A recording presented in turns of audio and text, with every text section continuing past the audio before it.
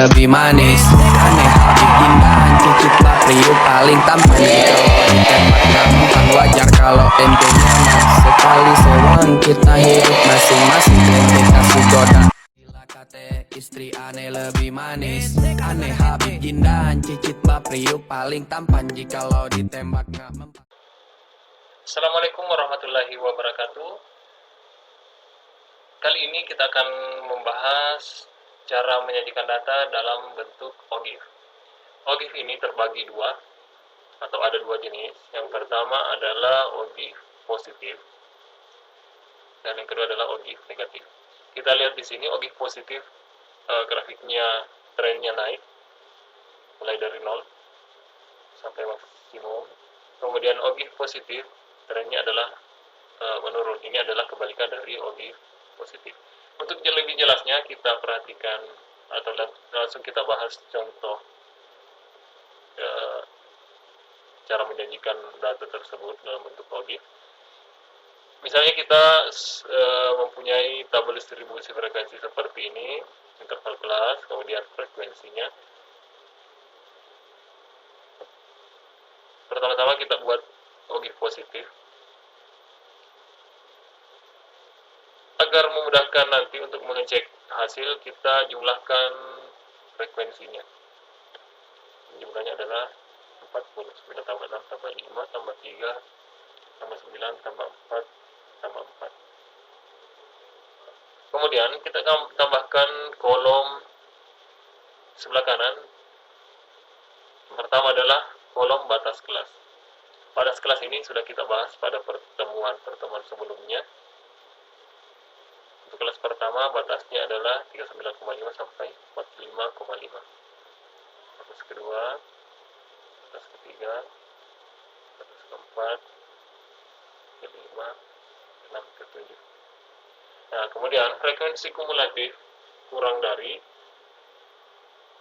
Jadi cara menentukan frekuensi kumulatif kurang dari tinggal melihat batas kelas. Misalnya untuk kelas pertama, kita menentukan berapakah data yang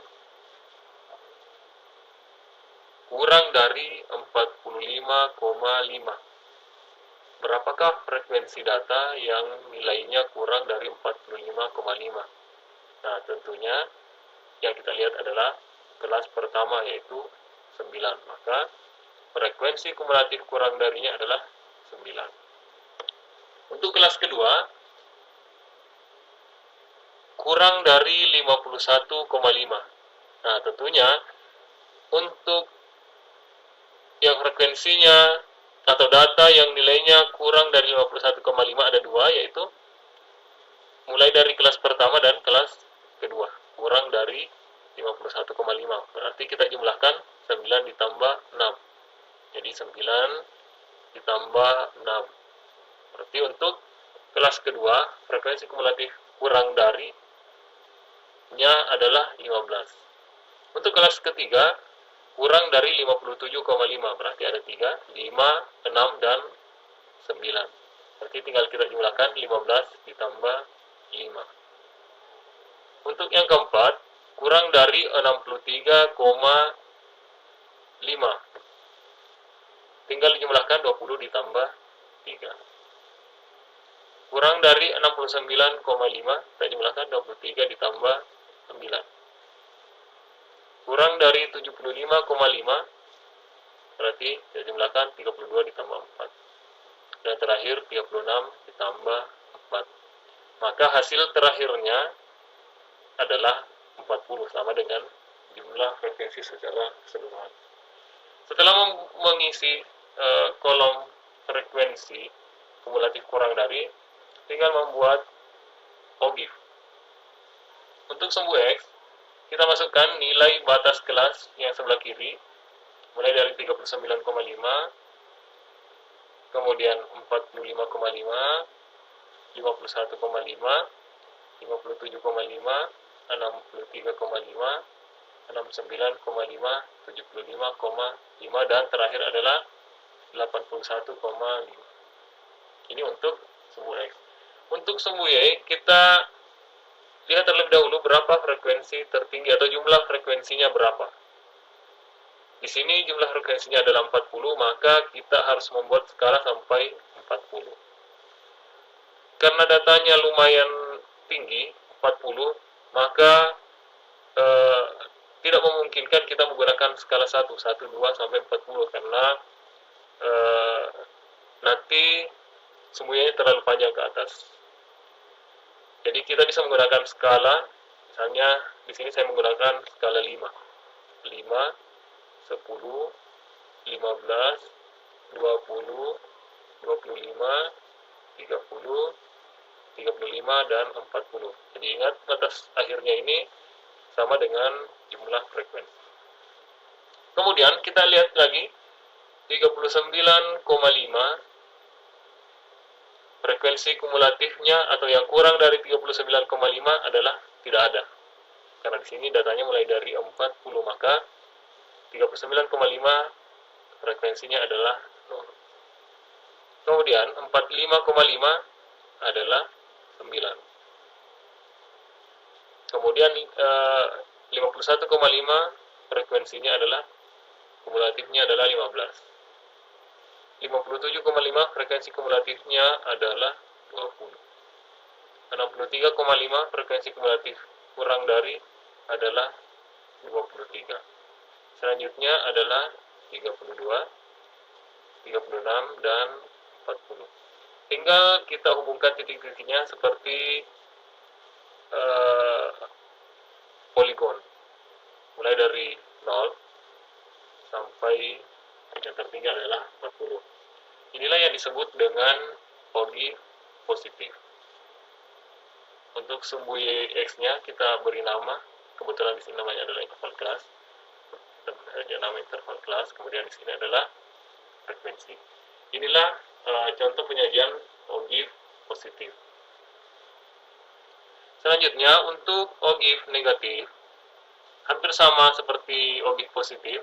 Kita jumlahkan terlebih dahulu, kemudian kita tambahkan 2 kolom. Bedanya adalah di sini frekuensi kumulatif lebih dari. Jadi kalau ogive positif kurang dari, maka ogive negatif frekuensi kumulatif lebih dari. Jadi untuk yang pertama, lebih dari 39,5. Lebih dari 39,5.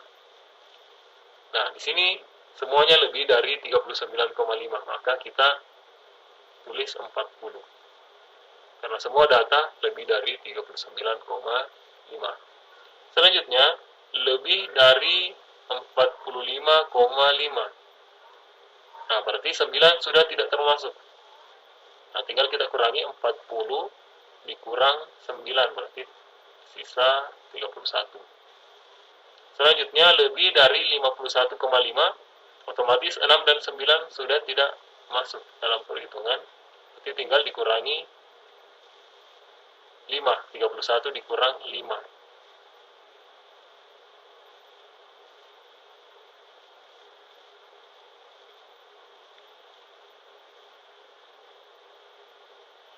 Satu dikurang 6. Selanjutnya,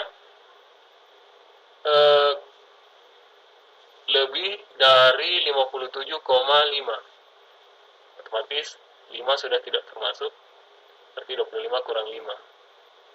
Selanjutnya dikurang 3, dikurang 9, dikurang 4, dan ya, jadi terakhir adalah 4. Sama dengan frekuensinya. Jadi kebalikan dari ogive positif. Selanjutnya untuk membuat ogive negatifnya sama seperti tadi, 39,5. Kemudian ya, jadi untuk sumbu X-nya sama seperti tadi. Untuk sumbu Y-nya juga sama, 5, 10, 15, sampai 40. Kemudian ini kurang dari, berarti kurang dari 39, lebih dari 39,5 adalah 40. Berarti kita mulai dari yang tertinggi. Kemudian 31, kemudian 25, 20, 17, 8, 4, dan lebih dari 81,5 adalah tidak ada. Jadi semuanya kurang dari 81,5. Makanya di sini harus 0. Kita hubungkan titik-titiknya seperti ini. Inilah yang disebut dengan ogive negatif. Jangan lupa untuk sumbu X interval kelas, sumbu Y adalah frekuensi. Nah, demikianlah pembahasan kita terkait dengan penyajian data dalam bentuk ogive, yaitu ogive positif dan ogive negatif. Mudah-mudahan dapat dipahami. Wassalamualaikum warahmatullahi wabarakatuh.